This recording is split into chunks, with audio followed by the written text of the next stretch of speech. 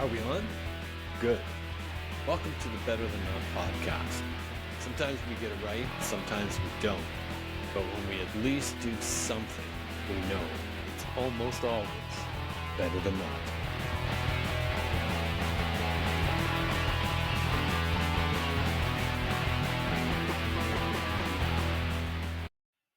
Hi, and welcome to another episode of Better Than Not.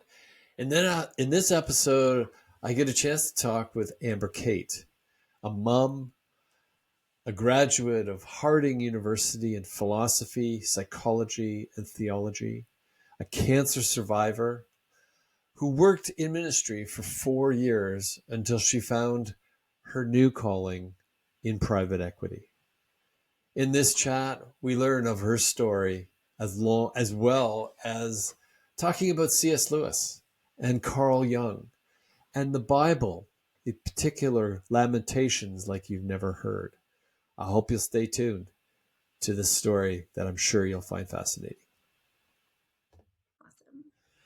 Hi there, and welcome to Better Than Not, the podcast that aims to capture shifting perspectives and thought-provoking ideas in conversation, which is based loosely on my series, A Changing Frame of Reference, which you can read on the Substack app, and I hope that you will, as it might give you some insight into what this podcast is all about.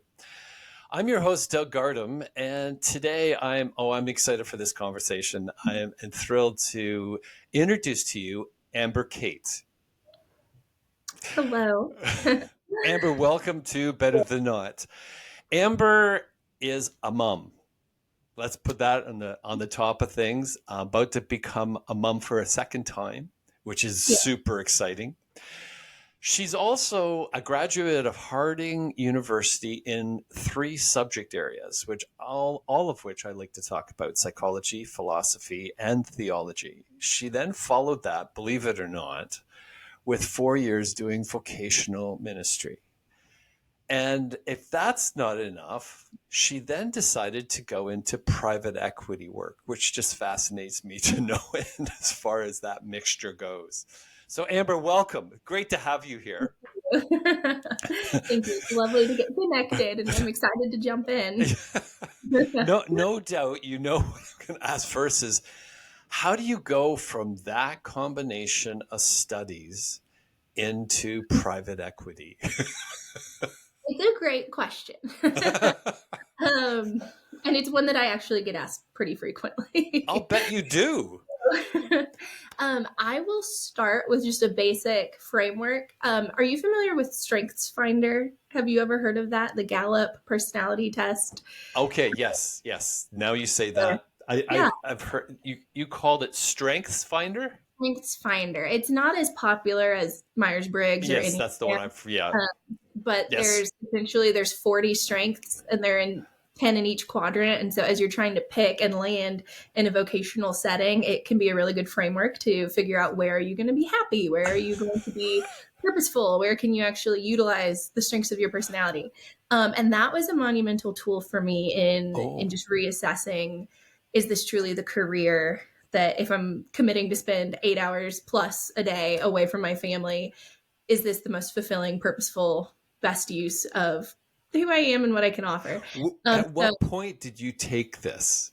Yeah. So I took it the first time when I was in college. Okay. I believe probably 19, 20 years old. Mm-hmm. And then I took it again when I was having my first quarter life crisis, I'll call it, at around 24. And all of my top 5 strengths were the same. So I thought, okay, there's some merit to this, which, for context, the reason why I was ending up taking it is going into vocational ministry had really been my dream since college. I had majored in biblical studies, is loosely the broader category. Philosophy and theology were the more the designated terms on the paper. Okay. Learned Hebrew, the whole gamut. Was really wanting to get into translation work, curriculum development, teaching, all of that. And I still do. That is absolutely a passion of mine. However, when I landed in a full-time vocational ministry role, I loved the theory. The practice was such a different skill set. Ask me how many times I was translating Hebrew on a Wednesday night when I was picking up pizza for my youth group that I was the associate for. There was just a very, very different skill set that was needed to serve in the ministry positions that were open and available for me. And being a young woman, there's a lot less options in terms of full-time vocational staff positions, clergy positions, things of that nature. And oftentimes it's a melting pot of Yes. running the coffee bar and doing it's all the Lord's work, and I'm very, very grateful for it. But after 4 years, in that time, I got married. We welcomed our first son, and I just had to critically realize I don't like running the coffee bar. That's not what I went to school Wow. for. Okay. That's not what I felt God ignited that passion in my heart for. I'm not serving, even though the title was vocational ministry, it didn't feel aligned with what I really wanted to be serving and doing or Yes. even Yes. helping.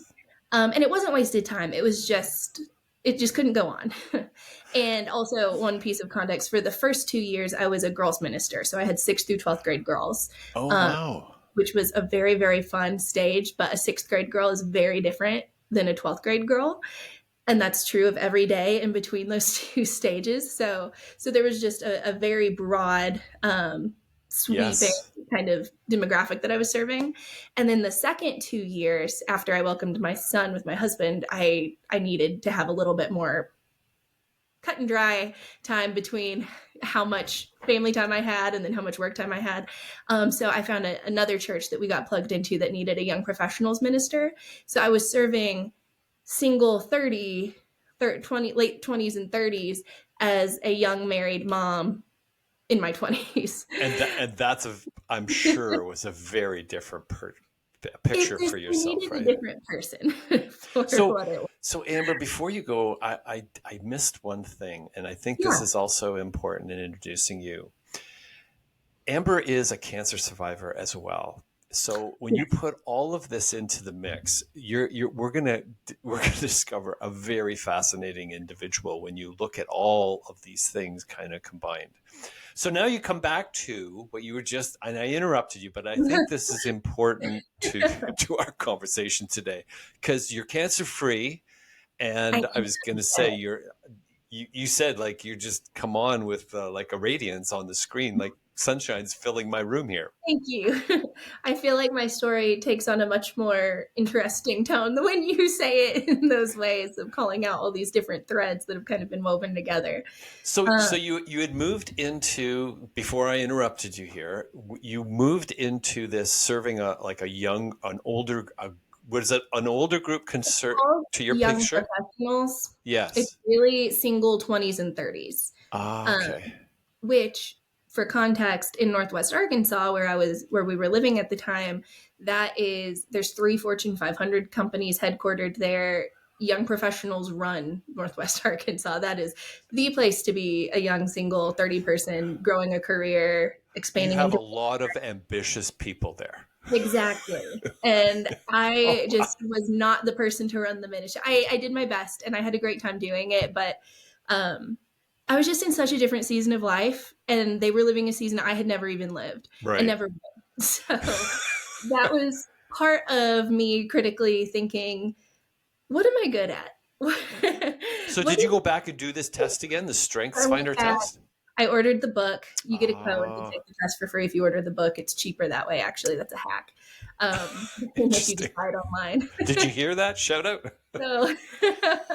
And not sponsored, but I bought the book. I took the test again. I got actually the same results. And my top 5 are ideation, strategy, learner, maximizer, and woo, which stands for winning others over, but they call it woo, which is basically just being an extrovert. And what was interesting is that I noticed I completely resonate with that. And within the quadrants, 2 of those, or actually the top 3, are in the more intellectual headspace quadrant. And then the other 2, which are still my top 5, were in the people relational quadrant, which are actually on opposite corners. So it's really difficult to find a role that lets me do both equally all the time. Yes. And private equity, finance, brokering, land transactions just called my name incidentally. Like I said, lived in Northwest Arkansas. There was a startup there, a fintech startup that wanted salespeople, and they were willing to pay for the sponsorship of my FINRA licenses, which basically equated to going back to school for a semester, and which I'm always happy to do. Yes. And so Got a 63, got an 82 license, which is a state license, and then a private equity, private securities license, and kind of just hit the ground running. And at first, I thought, this is not at all something that I would have planned for myself, but I loved the team, loved the culture, loved the work, Oh. and realized I was actually able to help people in a Mm. financial sense in a way that Yes. felt fulfilling and intellectually stimulating and challenging, but also helpful. I'll bet it was very unique. And it is very unique.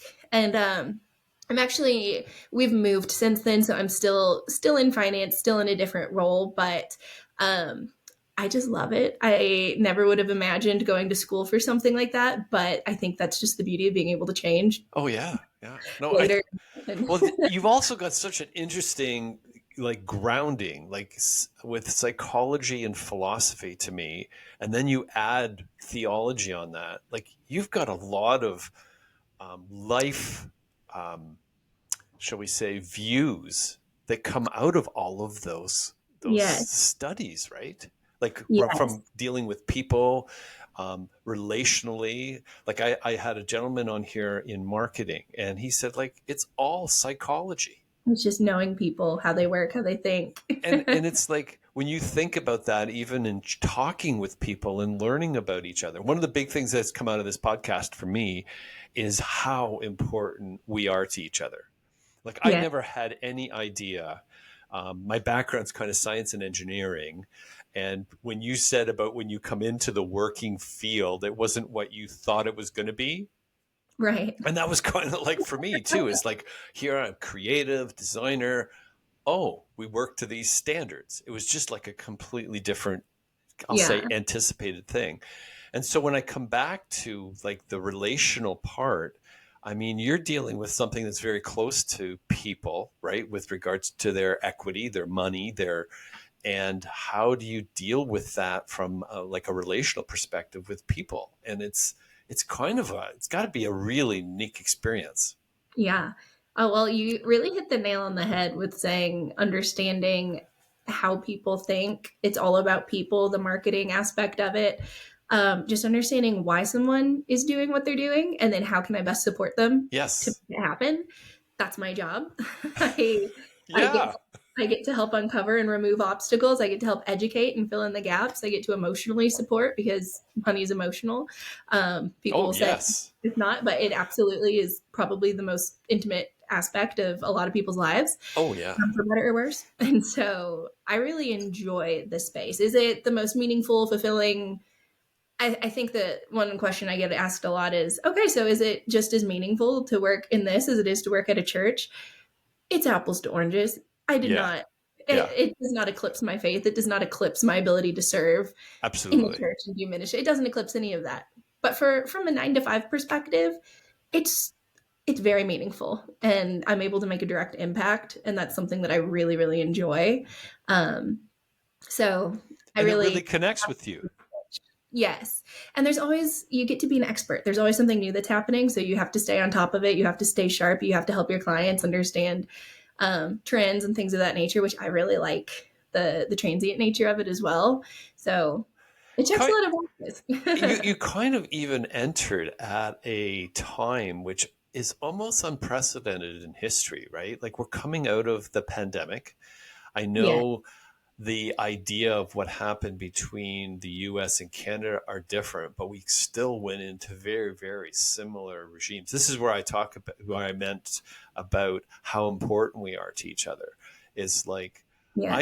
I never had any idea how important that is. Communicating, talking, being able to express oneself to one another, and actually kind of it helps learn about each other, right? Not only do I learn in like a conversation like this about you, but you in turn you learn about I and those listening. I Yeah. mean, oh wow, it's okay to talk like this. It's okay to be like real. And I think Absolutely. it's one of those things that I had no really, I did not realize. It's almost like for me, the schooling that I went through, it was actually the social aspects, not realizing it for myself, that were the most important. than Yeah. like even the curriculum, right? It's like, and in today's world, it's just getting such a crazy push because you can learn like everything, like literally online, like we are. Right. I did you live in dorms? Like, did you have the full in person? When I went to school, I had all of that, and it was still Yeah. like we were so focused around the engineering and the sciences and trying to pound them all into our heads, right? That was, I mean, you did have the social aspects of it, but in my thinking, that wasn't like geeky as I might have been. That wasn't kind of the like so important, and now it's becoming more prevalent to me than it's ever been. Like I'm just amazed at what that is. And so when you go to your areas of I'll say specialties with regard to psychology, philosophy, and theology, those are just so key to who we are. Yes. I think everyone should take basic, if not a basic college course, at least read Oh these yes, and listen to podcasts. There's so much information available, it's and unbelievable to me.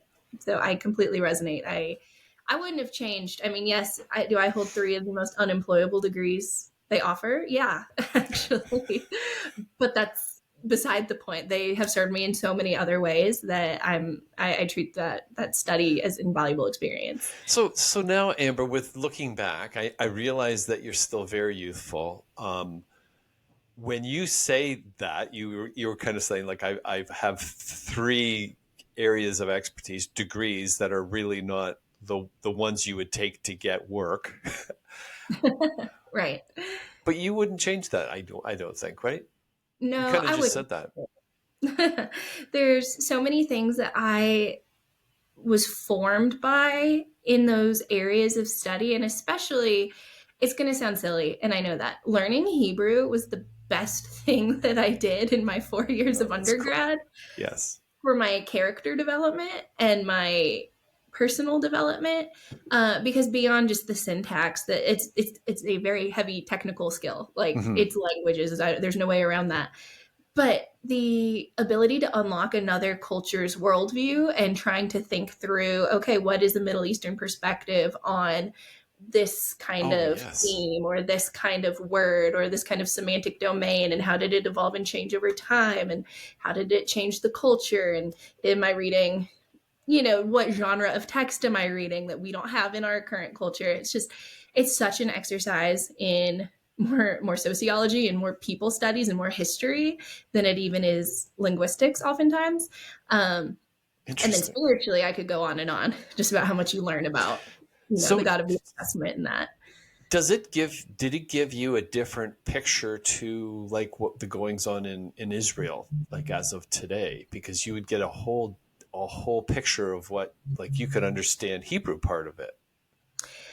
Yes, I am very reticent to comment on anything that's happening in modern day Israel. Yes, yes.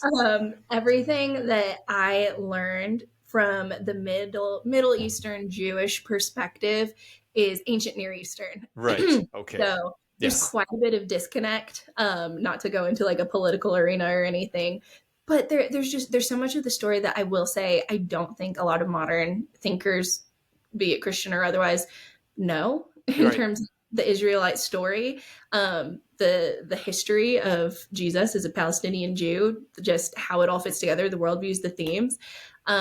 So yes, Interesting. it does flavor how I think about things, but not. I don't have a new novel position to No, offer.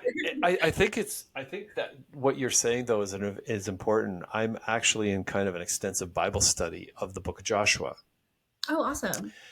And that book is becoming or like we're halfway through it, and what I'm starting to kind of realize, to your point, is and I think you used the word context, but like the real story that went on with like the Israelites coming out of Egypt as an Yeah, example.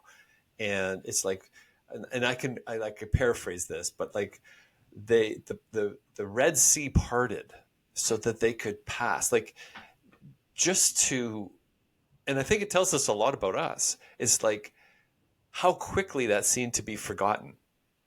Like yeah, you just saw, like I'm trying to think here of like in BC here we have like the Fraser River, and like if it stopped and opened up that we could walk across, it's a big, powerful river. And it's like very, very quickly we seem to have forgotten that. Right. And we're almost And griping because we haven't got what we wanted. the themes of water that they would have understood and had in their heads just to amplify the experience of what they actually were going through of, Oh, water yes. in the ancient Near Eastern world always represented chaos and just an absolute uninhabitable, chaotic space. There's a lot of spiritual themes about good and evil and things of that nature. But dry land, by contrast, was always a place that was habitable, that God was creating space to dwell with His people. And so, to even in the face of persecution, being chased by Pharaoh and the Egyptian armies, and going back into slavery and this whole thing that's happening, then to be hard pressed between either the chaotic forces of water, where God is not present, Yes. or the enslaving forces of Pharaoh, where humanity has been twisted and warped and is, just imposing slavery onto another person. Mm-hmm.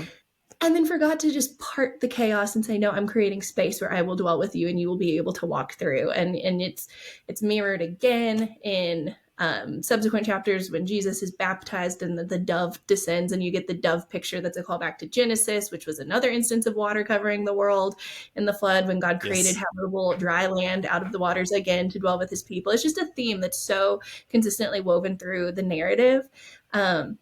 So whenever you see like the Red Sea's parting, and you just carry the weight of what exactly someone who was in that original context Oh. would have understood is happening, it's beautiful. And then they themselves forgot it in like the next chapter. And they said, can we go back to slavery? Because they actually had meat there and we're Yes. hungry.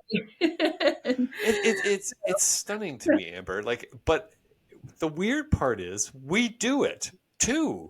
Like, Right. it's just like I was thinking that we made a comment the other day. I said, like, when things aren't going well, we're really quick to be asking for help, like in prayer from God. But when things are going great, it's us. Like, we're Yeah. the ones that are doing it. And it's like, is this in our DNA? Like, is there something? Because it's the Joshua story going further, right? Once they defeated Jericho, and in reading this, the crazy things they did that were far from military strategy, like blowing horns and circling the wall. And Right. it's like, okay, this is telling me way more than what's apparent to what we're seeing. Right. And then the walls come down and they take over, and it's like the next instant, like, I did this and I'm in control, and I'm going like, this is like as current as you can get in our world. Yeah. Yeah. I just It may be in our DNA. That's something. Oh, I really think that God consistently, especially in the book of Psalms, is trying to really say, get this in your heart. learn yes. learn how to pray in times of sorrow with lament, learn how to pray in times of rejoicing with Hallel Psalms, learn how to pray in times of need, intercessory. Like there's so many different prayer structures that we have to wire into our brains so that we don't forget Yes. our reliance on God and the relationship with Him. I think it's just funny how thousands of years are removed and we still see ourselves in that story. I love how you kind of said that and recognize the Psalms that way, because people have talked to me about that a lot.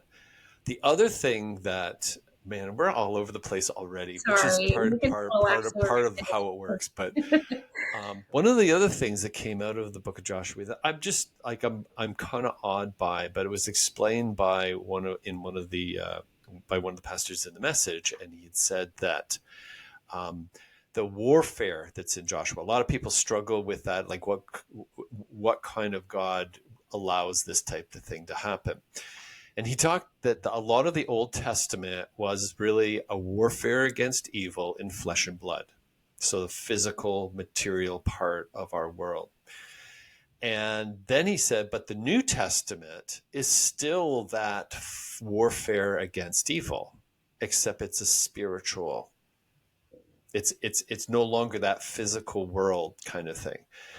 And I kind of like it. It struck me very, very intriguing, because I think of Paul. I'm quite excited about Paul and in his. In fact, I'm amazed often, Amber, that when we describe the great literary figures of our world, Paul is not one of the ones that come on that list.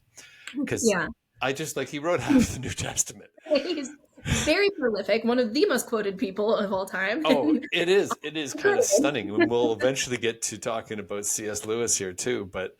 And one of the things that I found quite profound with what he was kind of recognizing was kind of extending that idea because of the Spirit. And like I think I repeat this often, but Galatians 2:16, where he talks about we're justified through the faith in Christ and not through works of the law, Right. which I was kind of like had always been, well, we're all trying to follow the Old Testament's 10 commandments. And if I do those right, I'll get to go to heaven, right? I mean, I'm simplifying it staggeringly, but it's kind of like what sits in your head, right? The 10 commandments are right up there. And I'm kind of going like, Paul's saying we're cursed by those rules, those commandments. Like Right. you can't do them all. And yet we're still thinking we can. Right. Like, it's it's Ignore it it's and then it's it's a examine it. paradox to me in many ways, and that's to me what like a lot of those things have kind of stirred. And it's always neat to talk to somebody who's studied theology to the level that you have, because it's like how those to me those things become reinforced. And that's when it really started to um, connect with me, when there's this whole I'll call it spiritual factor, that part that is like invisible to us. Like we can't see it, so to speak, but everything Right. around us is, we can see, like I can see the trees, I can see the things that are in the room, and I can Right. touch the table, right? But there's this, it's almost like saying, but the important thing is your faith that you can't touch, so to speak. Right. And so that has kind of really shifted in my thinking about like, have we been going down the wrong road for like thousands of years with this flesh and blood and war in the Yeah. physical part of it, and not what, like almost like what Jesus came to tell us is, I'm here to save you, but it's not the physical part. I'm Right. talking about what's beyond us. Right. So now to add my little science part to this, sorry to go on with this, Amber, No, but I'm very excited to hear. they've recognized this thing called dark matter and dark energy. And I Mm-hmm. mean, it's theory, but they're saying today that 95% of our existence, the universe, so to speak, is made up of this invisible matter that we can't see, dark energy and Right. and dark matter. And 5% of it is the visible matter that we feel and touch, made of atoms and so on. And I'm going like, is science actually telling us this as well? And they Yeah. don't know it? I think what's so funny, I'm in a cohort right now through Admirado, which is going through N.T. Wright's book, Surprised Oh by Hubbard. my goodness. And we actually had a really great discussion about quantum physics last week that talks exactly about what you just said. Are you familiar with John Polkinghorne? Yes, yes, yes, yes, yes. I love him. It's been a while since I've read his. I'm not exactly sure what his most current work is, but I remember reading Quark's Chaos and Christianity um, a while back, which is kind of like a quantum physicist's view on how the sovereignty of God works with the indeterminacy of matter, and how, in terms of our perception of things, like I'm sitting on this chair, I'm trusting it, Yes. frankly, with my life. But I know for a fact it's not solid. It's moving on a subatomic level. It's made up of quarks, which I believe are a concept representing Yes. the matter. It's not even, we're not even able to fully identify it. And also beyond the quantum aspect, it's moving hundreds of thousands of miles an hour around the sun. I just happen to be in the same Right. speed of gravity, or however you talk about that, for me to operate with it in the way that I do. So there's so many layers. What I'm trying to say is that there's so many layers with the complexity of how we relate to the physical world that we truly don't understand. And then you add in the dark matter, the particle wave duality of light, just these concepts that don't make sense with how we're able to physically operate with the world. Yes. And then you read the Bible, and I'm not trying to make too much of a stretch here, but you see these concepts of Jesus bringing heaven to earth. And you get that from temple ideology, temple cosmology, all the way at the beginning of the Bible, all the way through into the New Testament, when he says, I'm not just trying to have you say your prayers and be good so you can go to heaven when you die. I have set, oh, I'm so sorry. I don't know what I just did to set off the fireworks. Here. But that wasn't even the climax of what I was going to say. Yes.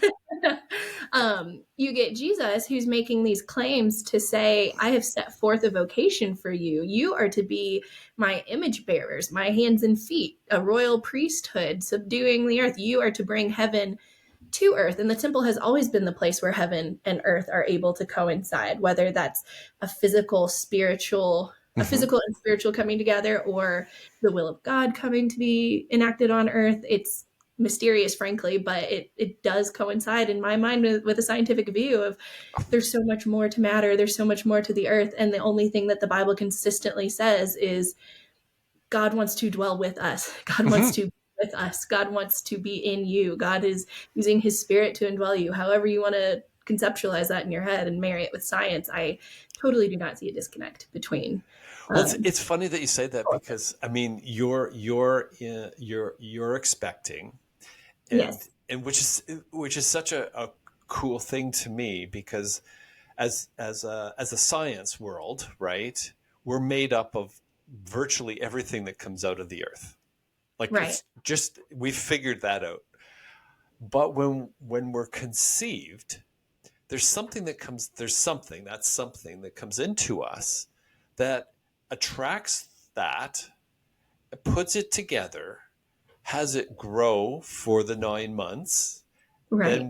Then we come into this world, this gift of life that we get for a number of years. And it's like, but it's all, if we looked at it from a physical part, we're basically all out of the earth, dust to dust, right? Straight biblical. Right. And then when we die, we have that thing, that something that's made us who we are, go somewhere. And it's like, I think it comes from eternity. We get to spend in this gift, which is miraculous in itself, just that we get to spend time in this existence. Even though I don't know that we actually understand what that is, and that we actually recognize it as the gift it is. Right. And then we go and it comes back. And it's like, I'm going like, we know, like, here we are telling ourselves about quarks in an atom, and yet we still don't know that. And it happens. A human has not had that happen to them that's alive on the earth, right? Exactly. I feel like it reminds me, I forget which book C.S. Lewis mentions this in. Like, we're the bend of a waterfall. Like, we're the same. Like, the bend of a waterfall, obviously the matter that constitutes the waterfall is consistently changing. The water is flowing, but it's the same waterfall and it's the same bend, just like in our bodies. Yes. I think every 7 years or something, every single cell, every single molecule is replaced with a different one. And yet you're still you and I'm still me. Yes. And in 7 years, if we talked, we would still recognize each other, even though not a single cell is going to be the same, which is crazy. It is. So about the molecular kit doesn't necessarily even constitute who we are, even though it's physically who we are. It's just, I'm rambling and have nothing. No, I like the C.S. Lewis, because I was actually thinking C.S. Lewis here, because in Screwtape Letters, and I think he probably puts this in a couple of other books, but he talks about, this is why Screwtape is so fascinating to me, because it's written from the demon perspective. Right. And we agree with it often. And then we have to catch ourselves to say, but that's the demon view. Yeah. Like, I shouldn't resonate with this. And then it's like, well, that doesn't sound quite right. Well, that's because it is the demon's view. But he talks about how we humans live in 3 times. And when he says that, the demon world wants us in the past and the future, because the future is where we worry, and the demon has us more in the past and the future. But God, so this is the enemy in Screwtape Letters, for those of you that haven't read Screwtape Letters, and I highly recommend it, because it's the story is about Screwtape who is actually the demon leader, the demon teacher, and he has this intern, Wormwood, who he's trying to coach into the demon ways. That's the essence of what the overall, but it's how Lewis weaves this in a story is incredible. But he talks about the enemy wants them in the present because that's the closest he gets to be with them in eternity. And Yeah. I just love that of because and since learning this a little bit, I hear this in conversation all the time about people wanting to live in the present, Yeah. which It's is funny. so biblical. It's startling, right? It's right Society Sermon on the sometimes, Mount. yeah, society will stumble on pieces of truth and say, there's really something to this. And sometimes as a Christian, it's like, yes, Yeah. tell me more, keep going. Like, I really, really appreciate this train of thought that you're on. Yes, that's what God's been telling people. I loved, um, well, sorry, you keep going. I don't mean to interrupt you. No, this is kind of where I was at because I Yeah. didn't also mention in the introduction, but you've studied a lot about C.S. Lewis. Yes. And I'm fascinated partly because I didn't discover CS. I'll say maybe 10 years ago. Heard about him, like Narnia. Our Yeah. kids went to see Narnia and stuff like that, but didn't realize how almost revered he was Yeah. around. And having started to read him, Screwtape was one of the first books I actually picked up to read, and I kind of read it on a weekend. And now I laugh is you didn't read it. You might have thought you read it, but you didn't read it because I don't know that you can read it in a weekend and really absorb what he. Take it all in and It's unpack it. it's like because even when you kind of look back and realize he didn't write it as a novel, kind of like Mere It was Christianity as well. published as Yes, letters over time and then compiled. literally almost in the beginning months that Britain came into the war, the Second World War, and it's just like it's kind of amazing how he put it together. And I do now find him quite challenging to read because like he just seems to be able to put so much into such a small. It's like Mark Twain's, if I had a longer time I'd write you a shorter letter. Like I Yeah. that's what he seems to have captured. Yeah. But you studied Lewis, as I Yeah. understand. And I actually, on a very personal note, this is his Oh handwriting. wow. No The way. tattoo on my arm. It says to know Christ more, which the quote itself, funny enough, is actually not Lewis, but I knew what I wanted. If I was going to get any kind of symbolic message, any kind of life theme, I knew that's what I wanted it to say. I like the tense of it, to know Christ more. That's my prayer for my day, my life, my son, our conversation. It's Yes. universal. But I couldn't pick a font. And I thought Oh, the font matters almost as much as the words because maybe it's silly, but I thought, okay, whose handwriting? Like I don't want my own handwriting because that seems silly, but I also don't know who else I would look for. And I found an online font generator that had different transcripts from different oh wow. authors throughout history that I guess someone out there on the internet pulled together and made a font out of. And when I saw C.S. Lewis's name on there, I realized he shaped so much. His thoughts shaped so much of my early life as a Christian and gave me words to articulate some of the things that I was trying to wrestle with in my head and couldn't quite understand. And so Sorry I about thought, that. oh no, you're totally good. So I thought, okay, who better? How fun would this be come eternity Oh to let yeah. him know that I got to carry at least a part of his legacy in terms of living out my faith. And so it's a small nod to him, but some would say a large nod, but I love Lewis.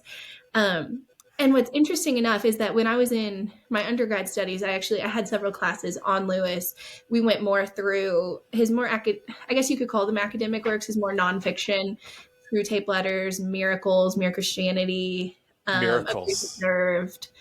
I think Miracles is the one that includes the waterfall, actually, now that I think about it. Because So, he from Miracles, that's another one that I kind of stole something from Dr. John Lennox, but he talks about kind of in an evolutionary sense about if your theory concludes that reason doesn't exist, then your theory is out the window Right. because you used reason in order to It's a come up with it. self-fulfilling prophecy of And I understood that Lewis wasn't really mathematical.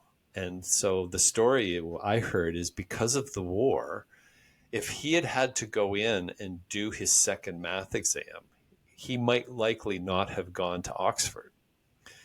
This is a story that John Lennox told. And what I found almost preposterous is he may not have known math, but he knew logic to an unbelievable extent right. because all his writing contains it. Right. It's Which is amazing to really me. that philosophy mindset. Oh, yeah. He's more a philosopher than a theologian. So you mentioned Some ways. Screwtape Letters and Miracles. I interrupted you on Miracles because I I think know you're Miracles is one of the underrated books. Like I just find it's an amazing book. sorry. It's okay. So other books you were mentioning though as part of this program. Yes. So let me actually check on my shelf. I've got them. We You did got them right there. The Problem of Pain. Oh That was yes. a great one. And so where I was actually going with that is that I studied those more academically. And then I had read Narnia. I don't actually think I had ever fully taken the time, like kind of like you said, to sit and like fully dwell with it. I had read those before, I believe, as a teenager, but then this year, I actually, from the time that I was diagnosed with cancer until the time I had my lung removed was 6 weeks. It was a very chaotic, Oh my goodness. very, very unexpected time. We were not sure if I was going to do chemo or not. It was kind of an emergency surgery. We found it in a pretty late stage. So I read the entire Chronicles of Narnia in those 6 weeks just to have something to do. So Amber, this is so interesting to me. How did you concentrate to read during a time in your life like that? I honestly don't know how I would have made it through if I hadn't. That was something that It was respite. Yes. Or denial, whichever you want to. Okay. I'm going to plug in my laptop real quick. But basically, from the time I got the diagnosis, I'm sorry if this is oversharing. I really don't mean to put this is cool. This is cool. No. So just to give you a brief stint of backstory. So I had this tumor, we know now, for around 4 years, but at the time we didn't know what it was. And neuroendocrine cancer is very rare. It was in my lung, but only 2% of all lung tumors are this particular type of cancer. So all of that to say, I couldn't get a clear diagnosis. I was having increasing health problems. It all kind of started around when we first found out we were expecting our son. So I chalked a lot of my symptoms up to like, oh, well, maybe I'm just a mom now. And right. I'm constantly tired all the time and have brain fog and fatigue and everything's falling apart. But then it just kept getting worse. And so over time, I was kind of getting to this hopeless stage where I was like, I truly don't have an understanding of where my vitality is going, where my fitness is going. We've always been active. My husband and I, we're in our 20s. And, there just wasn't an excuse in my head that made sense for why I was experiencing what I was. And it's because I had a cancerous tumor and we couldn't find it. So lo and behold, one day after a CrossFit workout, I don't mean to overshare, but I ended up coughing up so much blood after the workout. Wow. And that was like, honestly, like, praise the Lord. I tried to RX that workout. I wasn't going to, but I was trying to push myself because, they say the gym gives you energy. Yes. And so I was just trying to do my best and I couldn't recover. Started having the blood episode. Finally, they did an x-ray, realized you have a tennis ball sized tumor that's, in really close proximity to your heart and it's perfusing your lung with blood and like all this. We have to remove it immediately. And immediately, there's only 12 surgeons in North America that could perform the surgery that I had. It's very, very specialized. They take your lung out. It's crazy. I'm so glad there's doctors who know how to. Yes. I'm not a medical person in the slightest. So I am so, so thankful that everyone is different, that they could do that. Wow. But once we got the diagnosis, it just felt on one hand like, oh, finally, we know what's wrong with me. But then on the other hand, it was like, I would have never thought it was cancer. I just thought my Mm. hormones were imbalanced. Like Right, the right. level of what I was thinking it was compared to what it actually was, just there was such a discrepancy. And he was 2 at the time. He's 3 now. Oh, We had a wow. 2-year-old. And I couldn't work during the time that I was from when we found it. And so I was basically on this unpaid leave for who knows how long. And financially, that's stressful. Insurance is very Oh, stressful. yeah. We had just moved states actually. So still like trying to find grounding in community, and then to go through something like that, like our community came out in droves, which was amazing. But at the time, it was still very Yep. stressful. Oh, it's huge. It's great that you had community there. Like, that's They've gigantic. been our community. Honestly, I don't know how people live without the church because they fed us and cleaned Yes. our house, and I had Unbelievable. someone wash my hair. I keep setting off all the like. I had someone wash my hair for me for like 6 weeks at a salon after surgery because I couldn't raise my arm. They went in through my back, so I had an Oh, open heart wow. anatomy. So they, sawed through my rib cage and all of that. And so there was just a lot I couldn't do for myself. And as a young mom who's used to doing everything for everybody else, it was a really, really difficult time.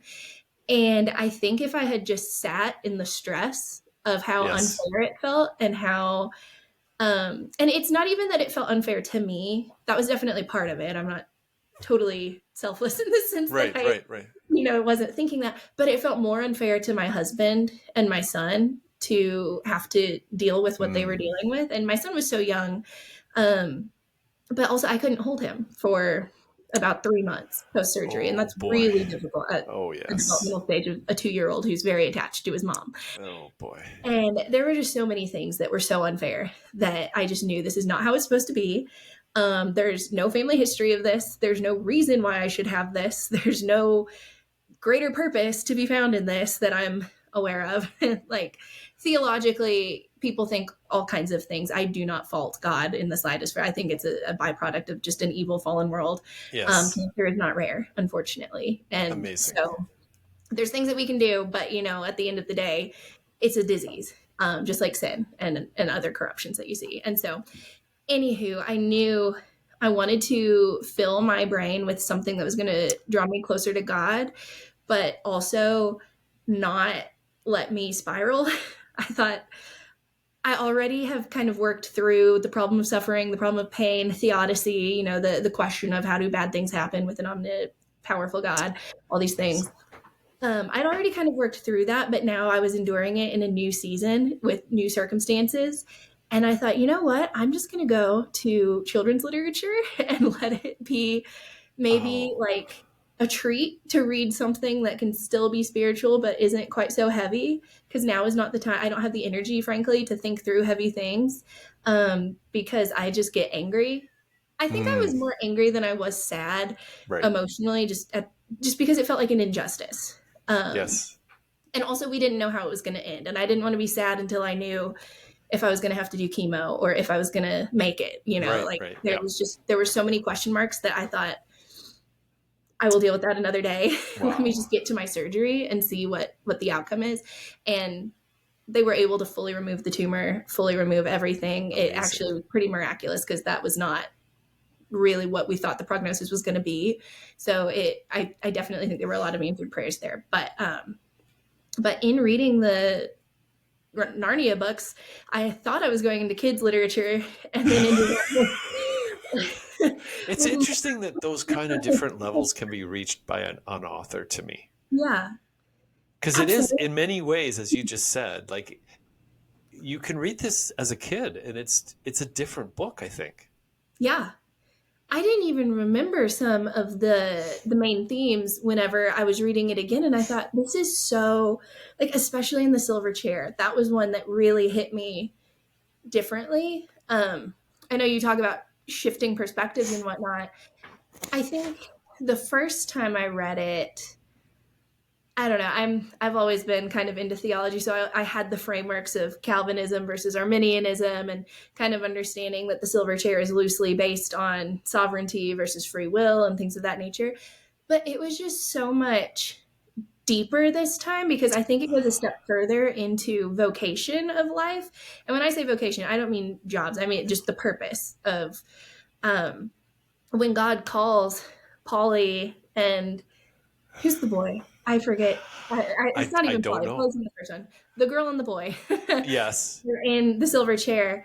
Um, they're supposed to go and free the king or the prince from this evil serpent that is this woman who turns into a serpent and ties him to a chair, and he forgets that he's the prince, and she has cast the whole land into darkness and disarray, and it's all disordered, and it's not how it's supposed to be.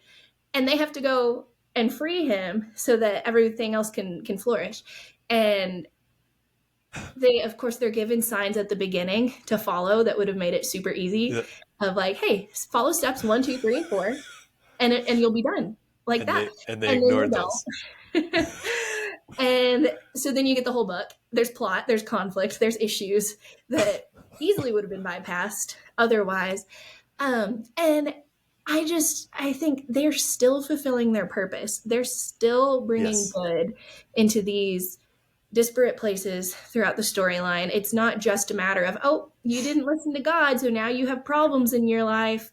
It's almost as if Aslan, in the analogy to God here, Yeah. anticipated that they wouldn't be able to follow the signs and is anticipating that they are now going to have to go through trials and understand that. And sometimes it's not even their own fault. It's circumstances that No. happen to them Yep. that Yep. prevent them, or they're not able to see it clearly.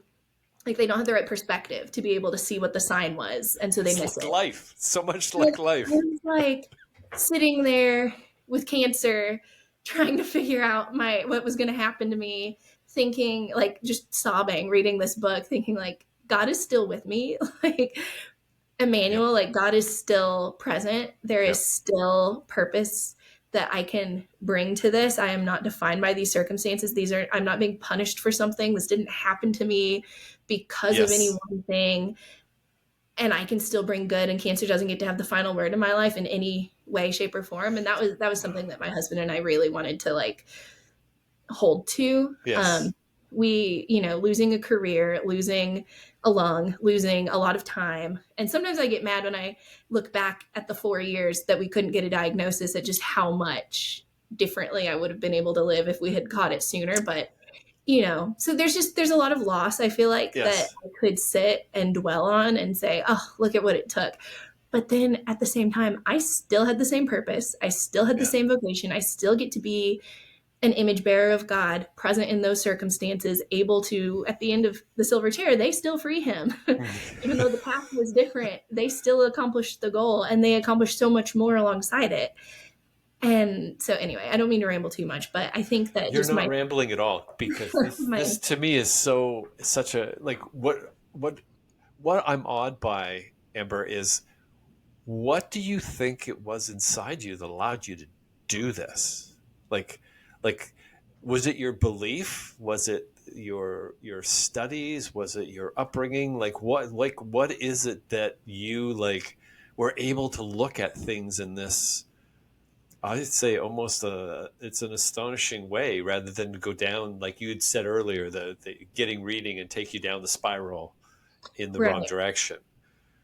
I really just think it's my relationship with Jesus. Okay. Yes. I know that sounds like a vague answer. It's not meant to be. It's I don't think it's vague at all. I think it's very I specific and to the point. just being able to pray and know that he was with me and he could hear me, and that was really all that I needed. And just being able to hold on to that anchor. And I wasn't asking, thankfully, I have at different points in my life, but thankfully I think I'd already kind of worked through some Hmm. questions to the point where I wasn't asking like, are you there, God? Because I knew he was. Hmm. And Hmm. I feel like that's what made all the difference. If I had been in a point where I hadn't come to understand It would God be as different. being Yes. completely present with me, I think I might have spiraled a little bit more than I did. But also, my husband having a relationship with Jesus, Hmm. and just being anchored and surrounded by people who all were resting in the same truth that I was, that God was with me, and no matter what happened, it was going to be okay, whether that's in this life, next one, or definitions of okay can vary. Like, I'm not trying to make light of anything. Like, it would have been terrible if my health had gone a different direction than it did. Right. It would have been awful, but God would have been able to eventually redeem it in some form or fashion. And just having that confidence and knowing that, and also being equipped, this is going to sound more technical, being equipped with understanding how to read and interpret lament literature. I think everyone needs to do a crash course on Lamentations. Interesting. I've Because not heard this before. really, This is. I've heard about Lamentations, but I was going to say, when you say, go on, don't let me interrupt you. this is okay. Well, let me just do a little TED talk on Lamentations. So, to anchor in history in the book, it is one of the most devastating points in history for the nation of Israel. They have just been overrun, sieged by Assyria, raped, pillaged, the whole thing. It's just a terrible, terrible scene. And not only is it just like an egregious act of war, they have lost the epicenter of their identity, which is that Yahweh was going to protect them from this kind of thing. And he did warn them, I'm handing you over to, I've had enough. like, this is not going to continue. Like, they were warned, they just didn't get it. And so when this happened, there's a whole lot, there's layers of why this was the most devastating thing that could have ever happened. And yet when you read the book in Hebrew, there's an acrostic element, meaning every single verse starts with the subsequent letter of the alphabet. So in Hebrew, the Aleph, Beit, Gimel, Dalet, Hey. But in English letters, for the sake of our conversation, it starts with A, and then it goes to B, and then it goes to C. And in the 5 chapters, the first chapter goes all the way through the alphabet. The second chapter then again goes all the way through the alphabet. And what they're doing is lamenting. You can call it complaining. You can call it grieving. You can call it whatever you want. They're pouring out their grief before the Lord. And some of it's accusatory. Some of it's, how dare you? Where are you? What's going on? I'm so broken. I'm watching my children go through this terrible thing. Just the deepest pain you can imagine is being, the most chaotic, disordered pain is being discussed in the most hyper-structured acrostic, start with A, go to B, go to C. And so you get that in the first chapter, you get that in the second chapter, and then in the third chapter, because of the cyclical nature of grief, they're still going through it, you get a partial acrostic. So it goes, let's say, from A to D to F. It's still, you can still trace the alphabet order, but it's not per letter. And then in 4, you again get, I'm so sorry. That partial acrostic is in chapter 4. Chapter 3 is where you get to the heart of grief. You get a triple acrostic. You get AAA, BBB, CCC all the way through. And then where I'm going after the end of this podcast. Lamentations is not fun to read, but it is so good to study. That's amazing. I didn't know this at all. And then in the 5th chapter, there's no acrostic element at all. They're just talking to God in a normal prayer. They're still sad, but it's not, they don't need the handicap or the, what is it? The crutches to get through their prayer life anymore, which is what the acrostic element really represents, which is, if you don't know what to pray, if you're so broken, you really can't even bring your heart or your thoughts before God, just start with A. Just say the first thing that you can think of here, and then start with B. And so having those like training wheels almost to get you through a season of prayer that you don't have the strength to pray otherwise. I am not going to pretend that my circumstance was as bad as what the Israelites went through. They were experiencing something that like totally is just devastating. But what we were going through in our own way, in our own circumstances, was really, really hard. And there was a lot of, basically what made it hard was not just like the physical pain of it, but which was frankly awful, but also like the emotional uncertainty of, am I going to be okay? What's going to happen to me? Yes. And so having to like sit in that space and just being able to say, okay, well, I know I'm going to pray. Not much is given. I'm not just not going to pray. I think that's step 1, is just making that relationship a priority where you keep your heart open, you keep your heart vulnerable to God. And then in the Psalms, I'm sorry, this is the last thing that I will bring up that's technical. I also use love this. The orientation, disorientation, reorientation pattern that you get in Psalms, where orientation, you say, you orient your heart and your mind to God and say, I know that you're God. completely good, completely known in the person of Jesus, Mm-hmm. However, disorientation, why do I have cancer? What is going to be the outcome of this? Why do terrible things happen in this world? How can we redeem this? You just get really vulnerable. And you can be mad at God too. That is part of being yourself. You can say what you really think and feel, which is reserved for my private prayer life. But just for example, you can say whatever you want. And then the reorientation is truly the key. You can't just leave it there. Reorientation says, in light of all of that, I still know and trust and believe that you are who you've revealed yourself to be.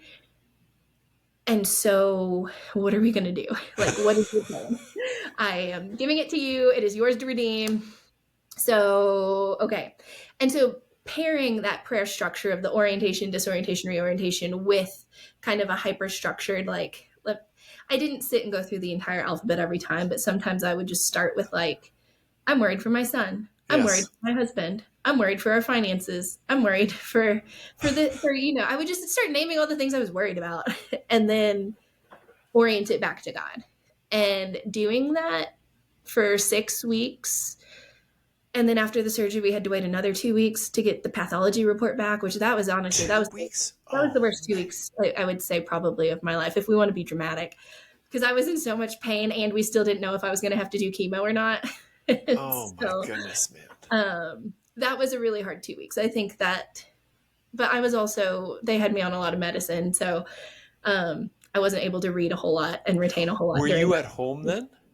Yes. Well, for the first week, I had to stay in the hospital. Okay. Because that's a serious operation, I would think. Yeah. I spent 6 days in the, what's the floor called? It's not the ICU. Or is it the ICU? ICU, yeah. I guess it was the ICU. I'm not a medical person. I tried to stay away from the hospital as much as possible. But I had to stay there for 6 days under constant supervision. And I had an epidural, which was really actually great. But then they had to take that out. And then I had to go home. Oh, man. And I thought that I was doing pretty okay when I had the epidural in. And then they took it out. And I just was like, oh, my goodness. It's a lot of broken bones and a lot of torn muscles. And so I'm really, really grateful that doctors are able to put people back together. It's crazy what they do. Well, in a circumstance like you found yourself with your health, it is amazing what medicine can do today. Yeah. Like it's miraculous in many ways. People would have just died. Yeah. And for centuries have when they get something like this. So I'm so grateful that I'm living during a time when there's people who know how to do amazing surgeries like this and have the procedures and the medicine. And even if we couldn't do the removal, I would have had chemo, which it's a whole nother kind of exercise that you have to go through, right? That it's amazing.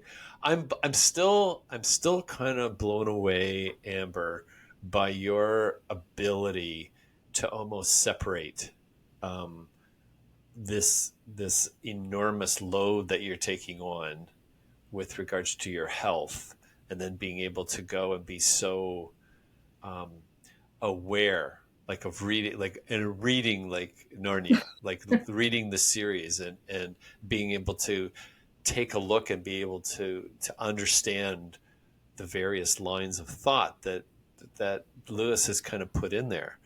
So he's also written about pain twice too. Yes. And this I actually listened to with Alistair McGrath talking about it on the Practical Wisdom podcast. Samuel Marisco was talking to him. And I was kind of blown away because I kind of know this side of, it's kind of like experience and theory. So his first book, he kind of wrote an intellectual perspective of pain, like what it's kind of pain and suffering. I haven't read these yet.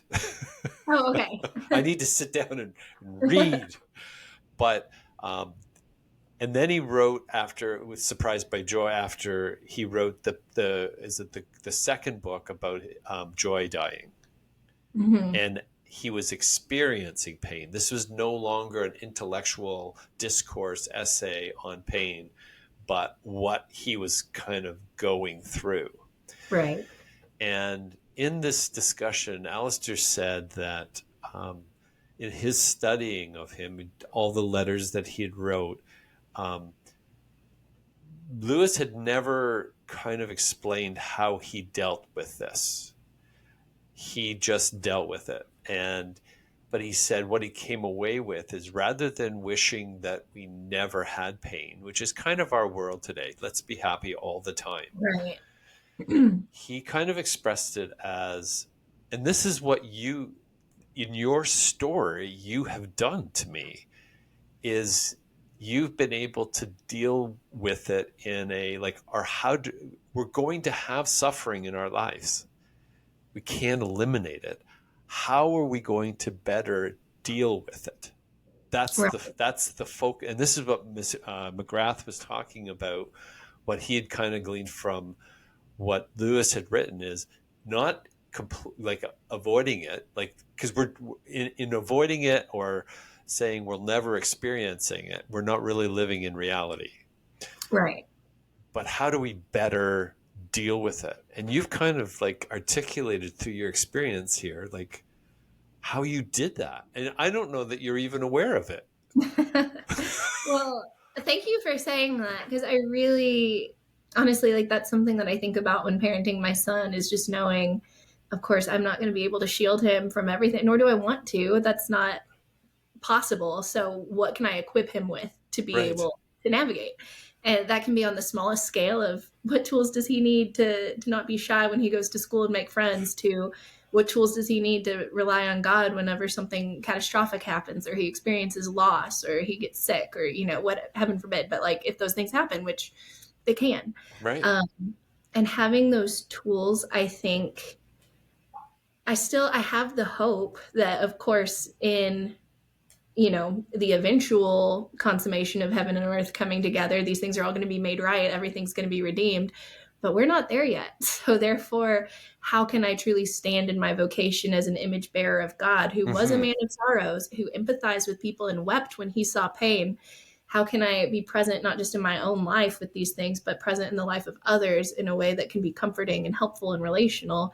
You can't just put blinders on and pretend everything's okay all the time when it's not, but you can run into the conflict instead of away from the conflict, knowing Christ is with you, knowing you carry strength with you, knowing you can cry through these things, and just start with A and go to B and go to C, whatever other tools you want to employ.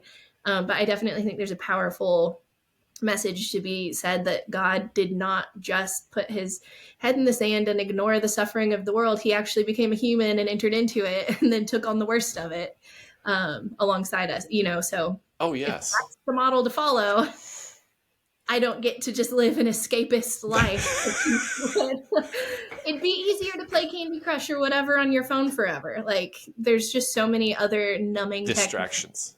Exactly, that Yeah. people, and I've never actually played Candy Crush, so that's just an example that I just want to throw out. There's so many other things that one's pretty neutral. There's so many harmful, toxic things that people turn to that I won't even try to mention, but it's just going to do more damage in the long run than just dealing with the problem of suffering and pain and finding hope in it. And relationships are really the key to it as well. You can't do it without community, and God doesn't ask us to. So, well, that kind of what I was saying earlier is, I can't believe how important people are to us, to each other, yeah. to like, I think I became somewhat aware. I always knew that I had, like, even in my corporate life and working, like, you had people around all the time. And I don't think we're aware of how important that is. Like, we can say all we want about the different structures, and we don't agree with what's going on and all the things that are going on. But the fact that we're having that exchange, being good or bad, it's still a relational exchange. Right. And I don't think we realized, like, I haven't. I shouldn't say we, but you see, like, we're being told we're in the epidemic of loneliness, right? And Right. it's like, it's, if you don't reach out, if you don't stretch out, you're not going to have that coming in. And Right. it's almost like we're fed to be like that in many ways, right? Like, when you think about, like our computer. Well, you mentioned playing the game, right? Like that's that on your phone. That is, it's a distraction, but it's actually attracting you away from people. Right. And when your attention is commodified and people make money off of it, then you have It's to be even more intentional to not fall into that trap. Um, and it's one of those things to me that I just became very aware. And then with writing and like that's kind of a thing that you can't really do in a community. Like you're doing that alone. You need to go out. And I started to find like going out for coffee, things like that, just intentional, like you said. It wasn't the coffee that was important. It was it was the relation. And that has become so I've become so aware of this now that it's like, to your point, you've mentioned numerous times how important that community was when you were going through that strife, that life suffering, so to speak.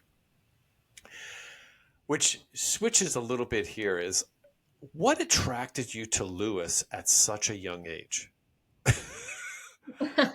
And I don't know that you can even answer that, but I'm kind of blown away that um, I know this is maybe not sound so good, but he almost writes biblically, if you understand what I mean. Like when I read like things like Sermon on the Mount as an example, or I read Galatians, Paul puts in a sentence like so much stuff. And mhm. it's like Lewis writes that way. Right. Like Tying in all the disparate worldviews, different points of thought.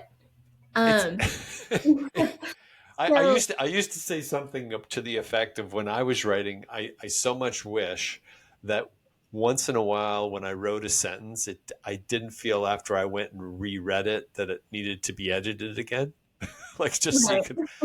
And Lewis's writing is kind of like that, except he gets it right the first time.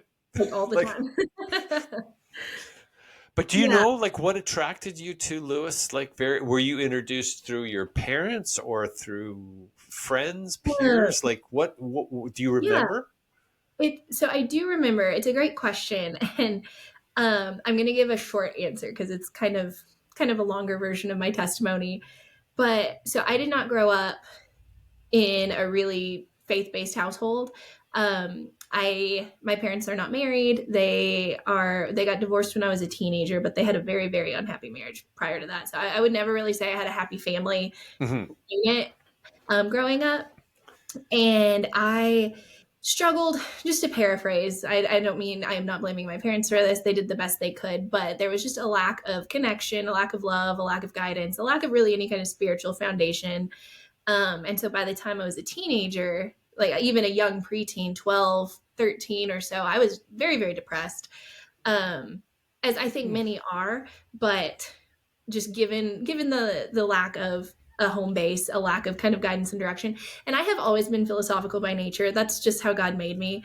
I remember really looking critically at, why are we here? What is the point of this? What is the point of life? I don't want to say that I necessarily wanted to hurt myself. That was never it. I just couldn't find hope in anything. Mm. Um, and so I, being who I was at 13, started looking at Buddhism of all things, just trying to You were make sense desperate.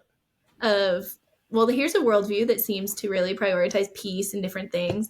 Um, and that seemed attractive to me. And frankly, like I knew Christians, and I'm not trying to throw anyone under the bus, but the Christians that I knew from school were not loving or Yeah, kind. no, I And hear so you. it Oh just my God. wasn't the most attractive outlet for me to go find truth in. Yes, yes, absolutely. As many middle schoolers will probably attest, they were not maybe living out the best image of their faith, that probably hadn't even been made their own yet. Right. It was nominal, but that was all I knew about it. And so, anywho, from there, I remember in Buddhism specifically, and like I could be phrasing this incorrectly, so just know this is from my Right. perception and my memory of it. On I believe the tenfold path is kind of their key doctrine, and they talk about point one is that all of life is suffering, which I was like, okay, I think I agree with that. That resonated with my Okay, teenage okay. experience. I understood that there was brokenness. But then you get down to the bottom, and nirvana is this concept that is like total enlightenment achievement. And it literally translates to be blown out like a candle. Like you just, once you reach the highest It's peak end. of life, it's over. And I remember, as you can tell, like I get really angry about things that are unjust, just Yes. injustices in the world.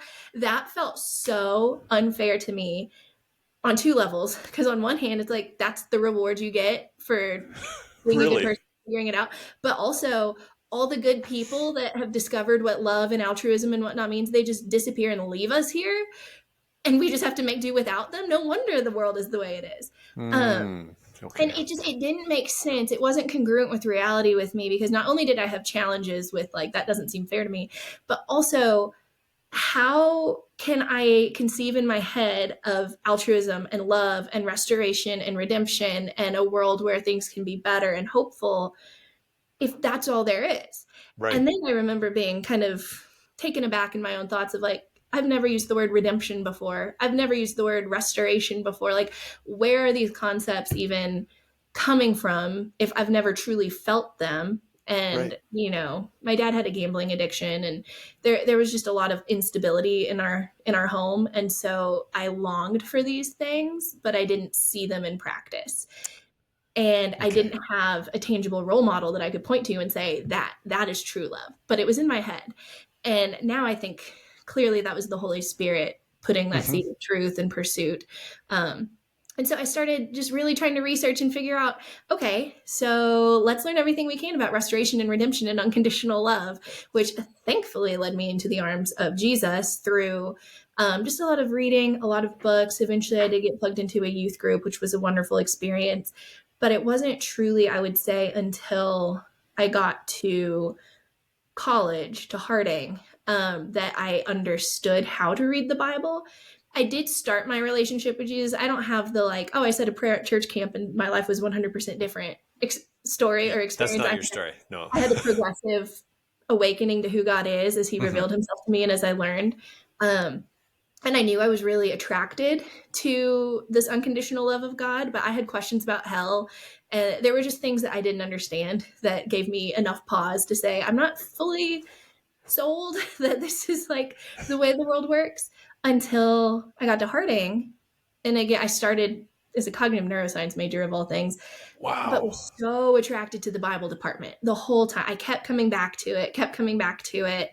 Had professors who were able to explain concepts and explain the Oh, wow. gospel and explain things in a way of treating the Bible as literature, not just as you have to believe that Jonah Right. was swallowed by a whale and survived, which is kind of just as an example how it felt prior. I just Hmm.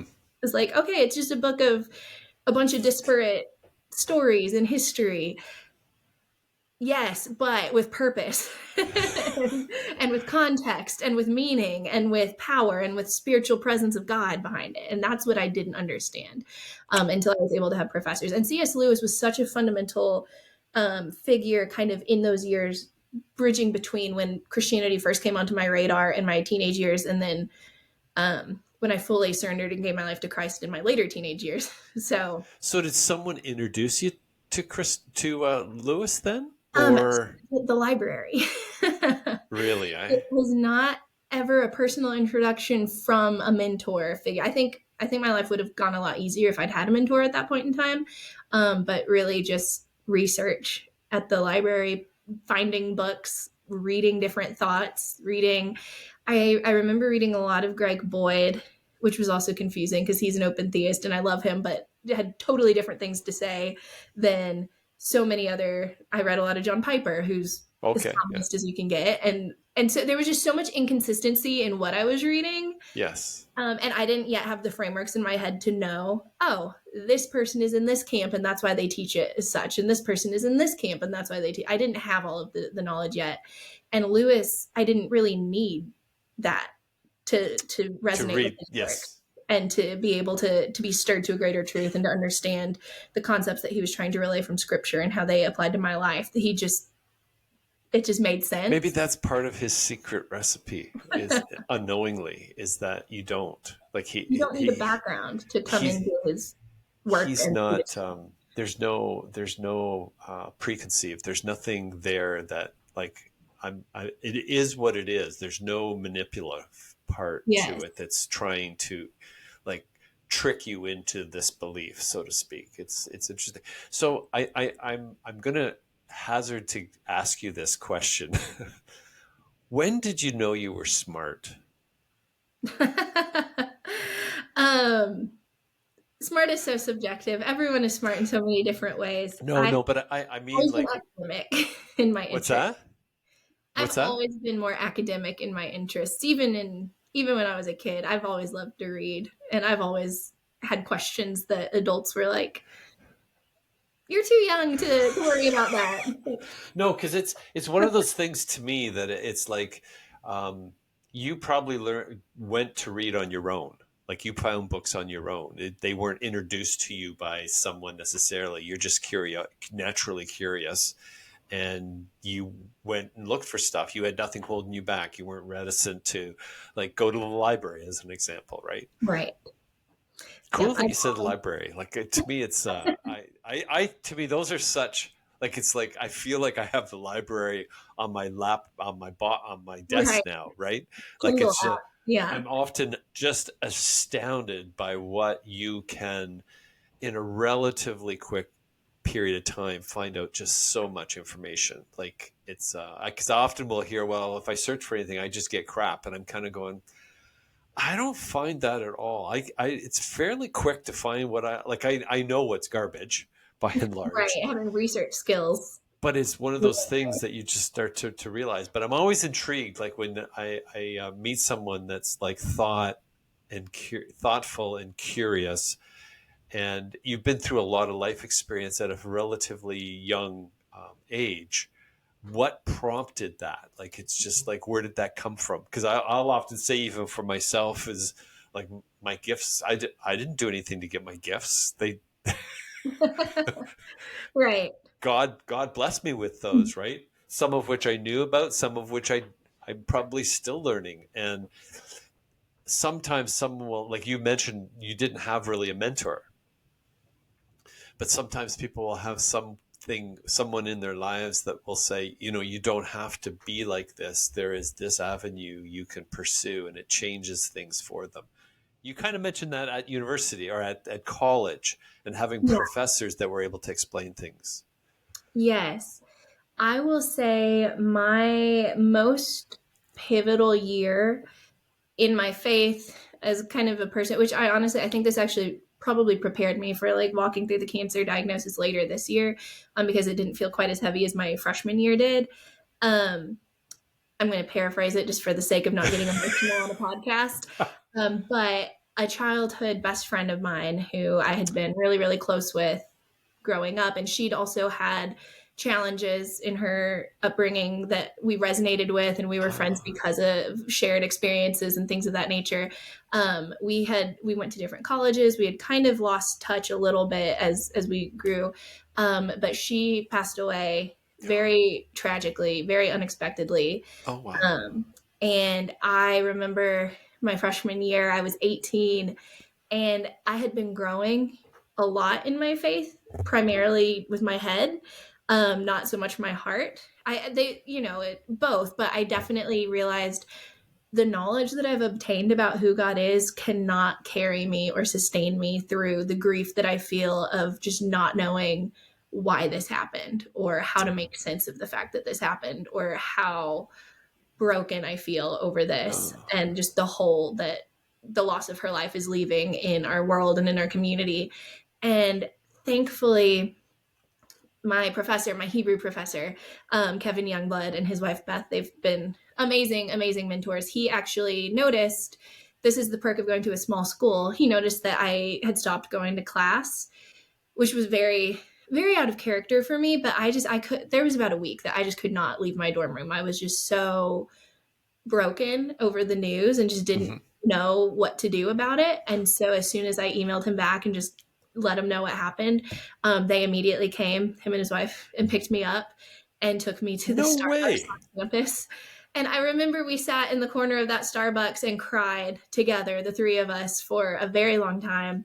And they, over time, shared with me like so much about their journey, but they had lost a child, Oh, wow. which is a very different Oh, experience, but also they understood the questions that I had and the feelings that I had, and they didn't force me to walk through it at any particular way or to come to any conclusions about God. And I was able to be very honest about here's what I think, but I'm not sure in terms of, and you're just 18 at this point.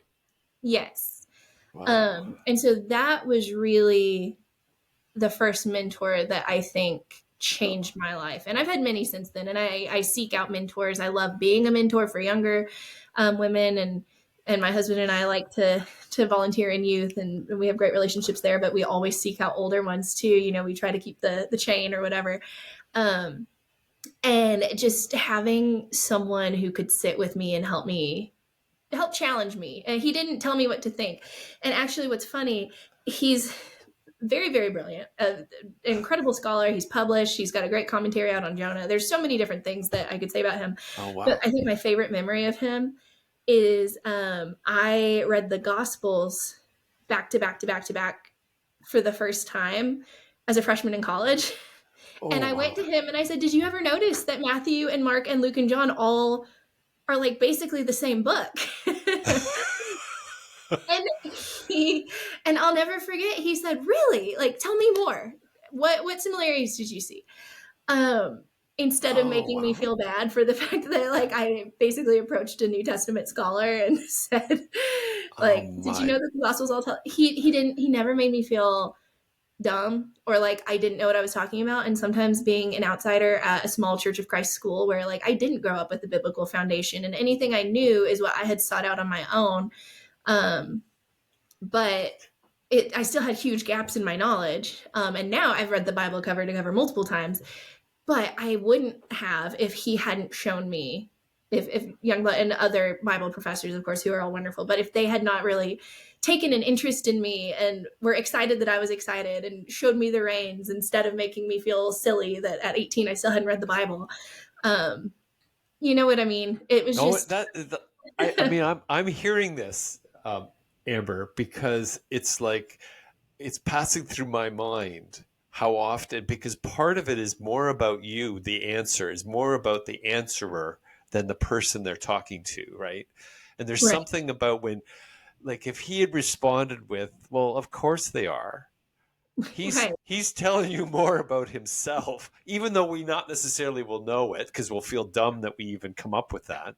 right, But that seems like a natural inclination is, "Oh, well, I've got to show you that I'm credible. So if I don't say that I know they're similar, then you're going to think." And it's this is the relational part that I talk about, right? It's just like how, his response. Imagine if he'd responded that way. Like, it would have almost shut down the conversation more than likely, except you're so curious, you would have pushed on anyway. I probably wouldn't have gone back to him with as many questions as I did. No, that Um, is like, to me, so that's just a stunning response, like you said, to a biblical scholar. Like, right, it's just it's almost I shouldn't say this, but it's almost opposite to how I would expect an academic would respond to a question. right. Do you I know what I think mean? Like, I'm having already superior to you. What are you questioning me for? exactly. So That's that and I never had that from my professors at Harding. Thankfully, it was that's very very cool. pastoral, very kind. Um, So this professor you're talking about, his name's John Youngblood, Kevin Youngblood. Kevin Youngblood. Okay, Yes, interesting. yes, he's absolutely wonderful. Everyone should take his classes. You're still in touch with him. Yes, every time we go back to Harding, which isn't frequently, but I always make a point to pop by his office, office hours and connect. And I actually was able to see him after sometime this year after we got a clear bill of health Okay. and everything. And so that was really special getting just to talk kind of conceptually about the experience. And for I think I had made the point at one point that said I know that this isn't everyone's story, just getting it removed, healing. And he said, but praise the Lord, it's your story. Yes. And so that, I think, even all these years removed from my college years, it's great to still have the relationship where I can have someone who's just an older kind of champion of the faith in my eyes, saying, yes, of course, everyone is going to be redeemed and restored in resurrection glory someday. But I'm so glad that you got to have a foretaste of it. And I'm so glad that it all worked out for you Oh, what a way here to and look at it. now. Yes. And so anyway, So yeah. I know this is going to be another one of those questions, but do you ever think of writing this down, like about writing about this, or about your learnings, or have you done something already like that? So it's funny that you say that. My dream, my secret dream, but we'll put it out into the world. I would love to be an author. I started a podcast Cool. earlier this year. It's just so hard being a full-time Oh yes, no, career, yes, keeping a full-time career going and having a home life and trying, because we did move just within a year and a half ago, still trying to put down roots here. There's just so many other things on my plate that compete for time. Um, yes. I need to prioritize. I've always wanted to be an author. I love writing. I journal all the time. So I do write it down. It's just not out in the world for anybody. And I've tried to figure out what is the best medium for me, whether it's speaking, podcasting, those all go hand in hand, writing, putting thoughts down into maybe more of a blog style newsletter Yes, like yes. that. And so, yes, I have thought about it. I just haven't done it yet. Well, I encourage you. Like to me, it's your story, your connecting things, and like just how you're able to, like when we started introducing you with psychology, philosophy, and theology, like it's odd to me now for myself in that, like, those are subjects, like history fits into that, and then we jump into the science world, and there, like I said, there's so many things that are connected. Like, part of the thing, even for me, on the science world is, and this is kind of like I suppose, a Lee Strobel experience, but when I start going down these rabbit holes each time, they just keep coming back to God. Like, that's the part that's so, and I've written about this recently, is like, where did science and God get separated? Like, it seems like, because science doesn't really represent the opposite of God. It doesn't. And this is, I, I don't know how they use it as a support. Now, what I have concluded in a fairly recent article was, because in what I had learned, that science, after Darwin came out with his book, they set aside a doctrine, or kind of a rule, that if what you were presenting was not of a material or natural sense, they called it methodological naturalism. You may have heard of it. right. So you didn't get somebody to review it and throw it out if it was metaphysical or spiritual. That you didn't even get looked at.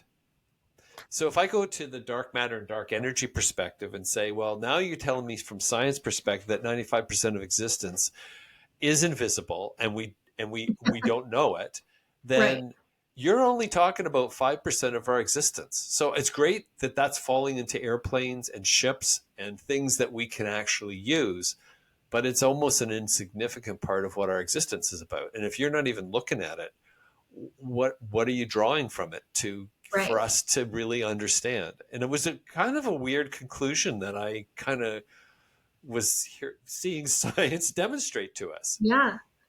I love that you came up with that conclusion. Do you listen to the Bible Project ever? Tim I have Mackey? been introduced to it a number of times, and so I keep popping back to it because who's the gentleman that leads that? Tim Mackey is the Tim Mackey. PhD theologian. Yes, And yes. is it John Collins? I'm so sorry, I can't remember his name. John, I think. I know it's John. I forget his last name. He's the more colloquial, casual. He Okay. represents the layperson. He's brilliant, but still, he represents the non PhD Christian. And then they have conversations that you get a lot out of both of their perspectives. I mention them because you need to listen to their what's the series? It's on Genesis. It's on ancient cosmology. They Okay. talk about how the worldview and kind of just the sad nature of how Christians have taken and very literalized Genesis out of its historical context instead of looking at the fullness of the genre that it was written in. John Walton has a lot of great things to say about temple cosmology, earth cosmology, what the genre was actually trying to accomplish. And they bring in quantum physics, they bring in a lot Oh, of wow. different scientific perspectives that show you don't have to even bring science to the conversation of Genesis because that's not even what the book is about. Like, Right, right, right. made it a scientific textbook about the creation of matter, and that's not even in the realm of what it was written to be. And so they're just the way that they articulate things.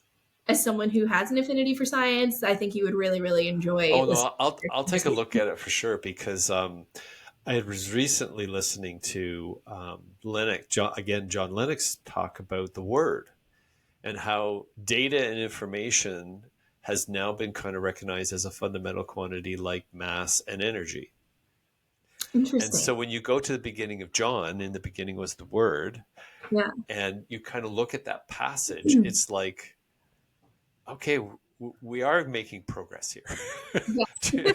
Maybe I know I go to Galatians 4:7, and it's like the peace of God surpasses all understanding. I'll never actually understand it, but it doesn't seem to stop us from that curiosity to pursue it. Right. Well, I never want to have anything in scripture weaponized against curiosity because God does make himself known. Oh There's yes. so many, and I know that you know that this, but there's so many things that God wants us to know about him. He has revealed himself. He is not a God that just says, "Oh, well, sorry you have questions. I'm not really here to entertain those." No, he's relational. That is the point of who he is. And so it's just I always tell people ask more. And I will say, Psalm 131, this is going to sound like it counteracts what I just said, but you kind of have to hold them all together. So just for their tension here. Um, it says, "O Lord, I do not raise my eyes too high. I do not occupy myself with things too great for me. I have calmed and quieted my soul like a weaned child with its mother is my soul within me. O Israel, hope in the Lord from this time forth and forevermore." And I will say sometimes whenever my faith and curiosity and brain just cannot figure something out, that is like a balm to me. It's like, okay, I can calm and quiet my soul. I do not occupy myself with things I don't understand. I still hope in the Lord from this time forth and forevermore. Like there's still that relational anchoring, but it also like gets me off the hook of Mm. um even though I don't have the capacity to fully understand everything, I can still rest in my hope in the Lord. But also, God's not afraid of me asking the questions and pursuing further. He doesn't ever tell me to stop. I just have to recognize my own limits sometimes. Um, so, Oh, that was Psalm 31. You said, right? yes. Yeah, because that is a very important thing to kind of keep in mind because it does. You can get into this discourse with others, right? And it's like, but this isn't really what it's about, like Right. being right or wrong, and and oftentimes we can get down into our own selves that trying to figure that out, and it's like, just remember that's why I gotta keep Psalm 31 in my head now too. Wow, Yeah. this has been. It's short and sweet. It's one of the Psalms of Ascent, so you can memorize it and keep it when you need Oh it. no, for sure. And what you even spoke about Lamentations to me is a big one. Because when you said about the structure, you called it An acrostic. acrostic. Because I've often like poetry of how there's a structure to it that Yeah. does things like that and put us together. Um, there's a song by a band, I think it's called The Larger Bowl, um, by a band. Rush is the band. Okay, I've heard of Rush. Need to So look up. the drummer who's passed away was their lyricist, and he was kind of almost an intellectual giant to me. Like he just was able to put words together an unbelievable way. But he wrote this book called The Larger Bowl, and it's kind of a question around why do some people suffer and other people don't. That's why it's called The Larger Bowl. And he writes it where you're the first line of the first stanza become or the the first line of becomes the second line of the second stanza, and it Okay. just circulates through. There's a style for it. I just can't remember what the style was, but I'm Yeah. fascinated by being able to, for the author to be able to create things like this. So when you Yeah. say that Lamentations is written that way, I'm like, how did I not know this? Yeah, there's so many books of the Bible where the structure of the book is almost like another character within the story. The way it's It's written is it's just as amazing. important as what is written. I mean, you even see that at the beginning of the Bible. All of Genesis 1 through 6 is a chiastic structure that, there's just so many examples of it that are Yes. so fun. And oftentimes you don't get it in English because it was written in Hebrew. And so when you're reading it, use a study Bible that'll show you what the actual original letter, because when you translate it, you lose that. Um, so that's my plug that everyone needs to go learn Hebrew, but also just get a good study Bible, and I think that that can clear up. Other people have done the work. When you have like your studies of psychology, philosophy, and theology, are you constantly seeing the connections? The reason why I bring this up is one of the things that I'll say really brought me back in, well, the Abraham story, seeing the dramatization on the history series, that on the Bible series that Mark Burnett did, the dramatized Abraham story, for whatever reason, just like, how did I not hear this story before? Because it became like a story about us, about, and and how he was told he would have more descendants than the stars in the sky, Yeah. and yet Sarah's barren, and Sarah's making the decision here is, you have to go to my slave girl. As context of the time, apparently it was okay, but that would be breaking faith with God, right? Because he's already been told he will. Because I always think Abraham's the one that was given the second chance, right? Like Right. with Isaac, and it just struck me, Amber, when I saw it after knowing that story, that that is such a human story. That's who we are. That's what we do. We come up with our, God doesn't, like, you're not giving me what I want, so I'm going to solve it. Find the side door. Yeah. And it's anyway, that was one of the first things. But then I saw Jordan Peterson's psychological study of the Bible. It's like a 10 lecture series, and he says the biblical stories, but he doesn't get through Genesis. Mm. And that was got me started. When I ask you about psychology, philosophy, and theology, he seemed to be doing that with the Bible stories. And I wonder, do you do that like kind of automatically because of how you look um, at things with that background in your head now?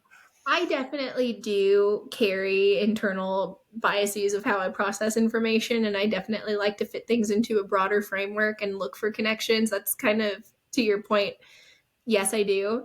Um, and I will say, I don't know if it's so much because of my studies. I do think that's probably, I mean, whenever you're reading philosophy, you have to get your brain into that mode. There's a Right. different way of thinking about things, of reading things, understanding what period you're in.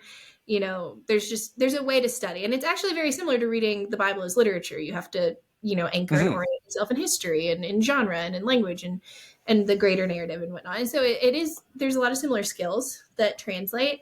Um, but I'm going to throw in like a totally different wrench here. This is Love back it. to personality psychology, but I love it, which again is a pseudoscience through and through. So John Mark Comer often says, he's like, it's not true, but it's kind of helpful. So just know, when I say Myers-Briggs, Yes. um, I'm not trying to pigeonhole people into, there's only 16 types for upwards of 7 billion people on the planet. I understand that, but it's helpful. And Yes. so, um, which the 5 second context, Carl, I'm going to say Jung, it's Jung, Carl Jung, I guess. Yeah. Yeah. Yeah. Um, he's the Freud's partner for years. yes, Carl but that's Jung. Carl not Jung. Yes. Carl Jung. Okay, perfect. So Carl Jung is the one who originated cognitive functions, and then Isabel Yes. Myers and basically Myers and Briggs. It's this mother-daughter psychology duo that took his work and commercialized it into the Myers-Briggs test that you can take and get your 4 letters. But what it's based on are the 8 cognitive functions that form your cognitive stack. And I have found that to be actually incredibly helpful in understanding how to process and synthesize information, because your first function is your primary function. That's how you take information in. That's how you Mhm. build your worldview. Your secondary function is then how you process it. And your tertiary function, your third one, is then how you would communicate it outwardly and build relationships. And then your fourth function is how you empathize with other people who are different. And then your bottom 4 are basically your shadow functions, which mean you still can use them, and any well-developed person can and should, but it takes effort. And so Okay. in your main job, relationships, etc., you really want to be in a sweet spot where you can use your top 4. And if there's someone who really just you don't get along with, they probably use your shadow functions. So anyway, Interesting. whenever you are thinking through the primary function, I know this is a lot of information, but it's all relevant, I promise. Your first one is either going to be extroverted or introverted. And then there's a pattern that follows there. So I'm an extrovert. So my primary function is extroverted intuition. And then I process through introverted feeling. I communicate through extroverted thinking. And then I empathize through introverted sensing. And Okay. so because I know that about myself, it's just interesting. I've found that proven over and over again. Extroverted intuition is less concerned about absolute mastery of one particular subject and more interested in how does this connect in a larger bubble to other concepts and ideas. Interesting. And so when I'm communicating with like INFJs or INTJs or people who have introverted intuition, they really say, okay, well, let's just talk about this one thing to the core of it. And but it connects to like all these other fun things over here. And it's just everyone is so Oh, different. wow. And then Yes. introverted feeling, which is how I process that, these are translated horribly. It has nothing to do with thoughts versus feelings. It has to do with relationship versus logic almost. And I filter everything more through a value system than I do just through a logical, Mm. and one's not better than the other, and you need both. It's like having a right hand and a left, but I tend to be more relational than in terms of how I process and what matters. So I'm always going to filter everything through what is my, and when I say relational, it's also more value driven. Okay. So having an internal value system, things of that nature. So to go from having an extroverted intuition primary function, reading philosophy, theology, worldview, history, etc., and then filtering it through an internal value system of how to make sense and apply it to the world, and then to communicate it in an outwardly organized extroverted thinking, which is the more logical function fashion. Mm-hmm. um, that's all you need to know about who I am as a person to make sense of why I have the random history and stories that I do, and the random degrees that I do, seemingly random, but they all kind of serve a greater purpose, of why I was Yes. interested in them. So And, that's my way of throwing a lasso around the whole question of and it why. continued, and it's. Did you know that, like, when you were youthful, like that you could connect things like that? Yes, I remember taking the Myers-Briggs test when I was 16 and thinking Okay. like, this is so fun. I understand this. I resonate with this. There's so much more written about it now than there was Right. back then, and I think it's more useful now for people than it was back then. But I always would pretty much deep dive into it and try to develop my shadow functions too. But we're So just do you different. sometimes have people come to you and say, like, I don't understand how you're connecting those two things together?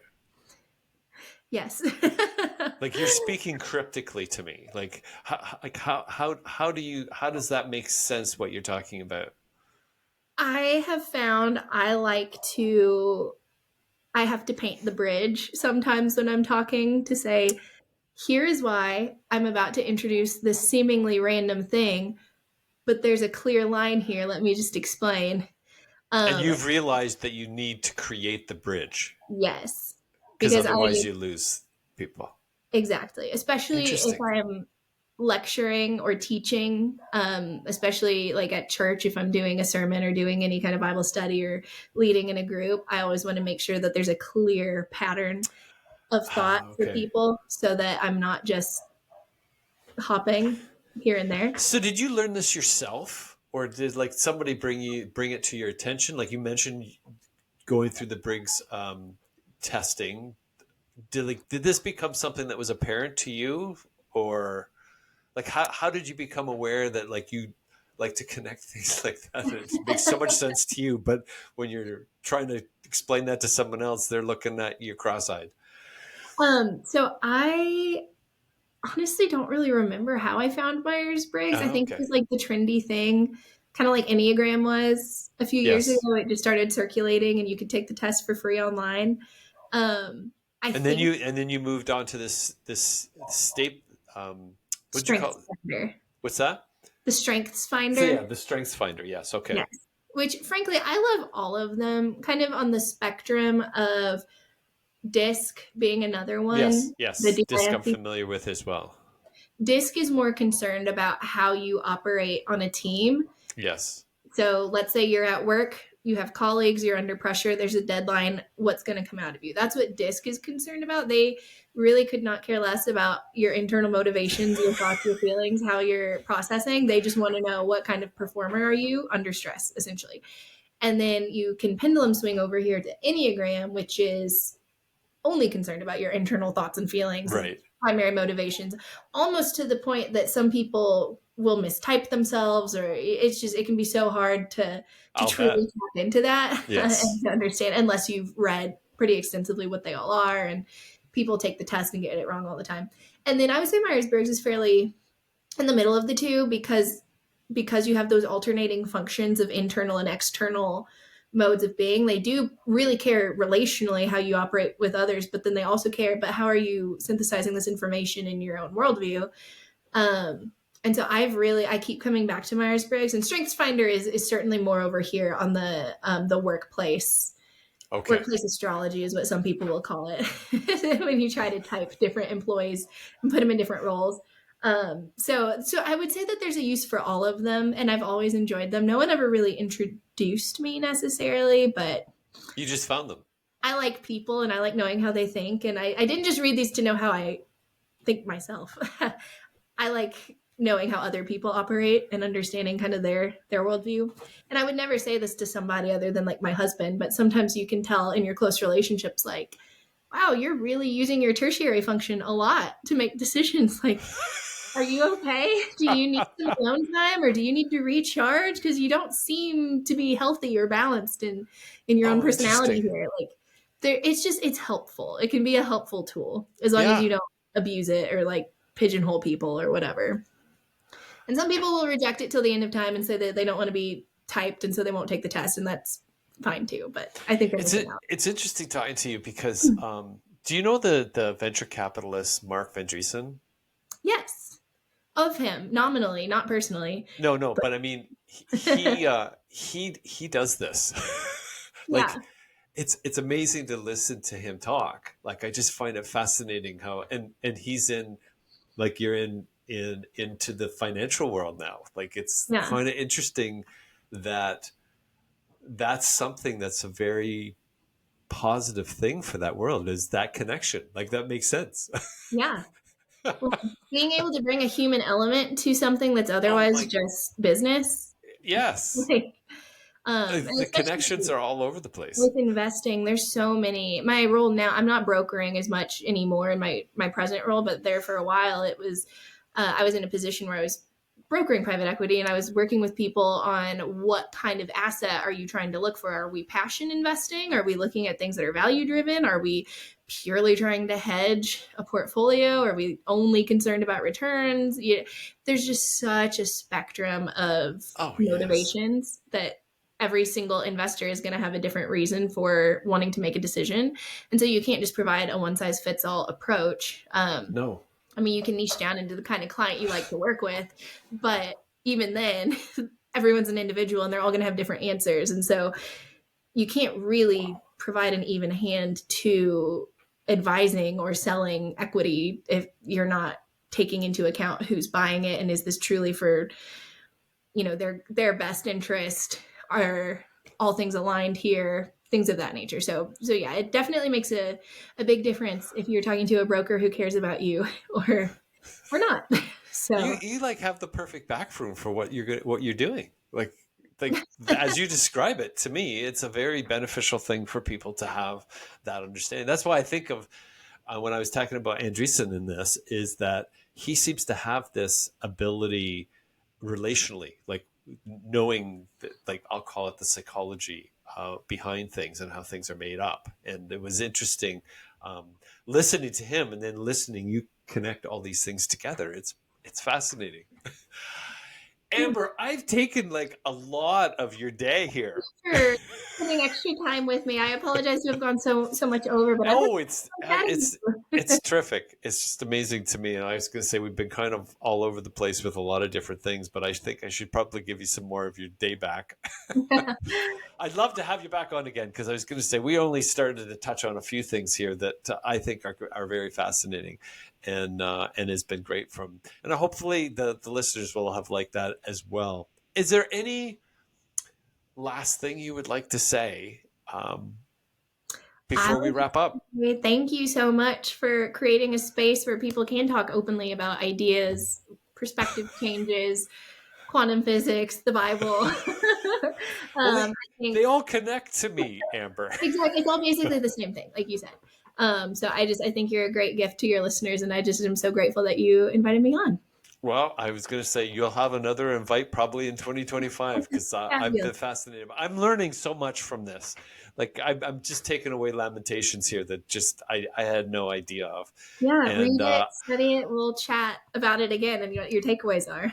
I didn't realize that Carl Jung was connected with the Myers-Briggs, though. Like I didn't Yeah, know that his stuff came to that, which is very interesting too. There's a lot behind that. yeah, So, with that, I think we'll wrap up. Thank you very much. It's been a fascinating discussion today, and wish you all the best with coming 2025 and your expanding family. yes. We'll have a little girl next time we talk, so that'll be exciting. If you could stay on just after we say goodbye for a few minutes, that'd be great. And Yeah. bye for now, and hope you'll continue to listen to Better Than Not. And I hope you enjoyed the discussion we had today with Amber Cate. Bye bye.